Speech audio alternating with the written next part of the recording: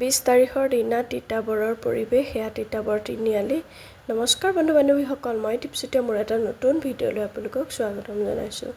আজি এটা বহুত শোকাকুল পৰিৱেশ, যিটো কল্পনা কৰিব নলগীয়া বিষয়, যিটো কোনেও ভবা নাছিলে এনেকুৱা এটা দিন আহিব বুলি।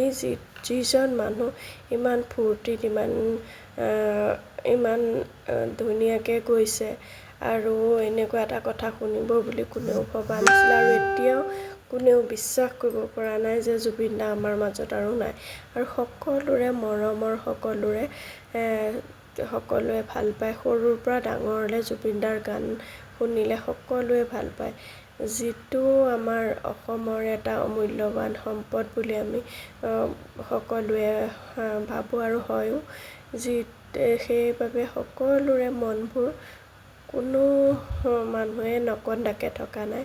টিভি, মোবাইল একো অন কৰিব পৰা নাই, যিটো তেওঁৰ ভিডিঅ' দেখাৰ লগে লগে সকলো চকুলোৱে নধৰা হৈ যায় সকলোৰে। কোনেও ভাবিব নোৱাৰা এটা ঘটনা এয়া। তেওঁতো স্বৰ্গত স্থান পাবই, তথাপিও সকলোৰে মনৰ আশা যে তেওঁৰ হৈ কিবা এটা কৰিব, সকলো ওলাই আহিছে।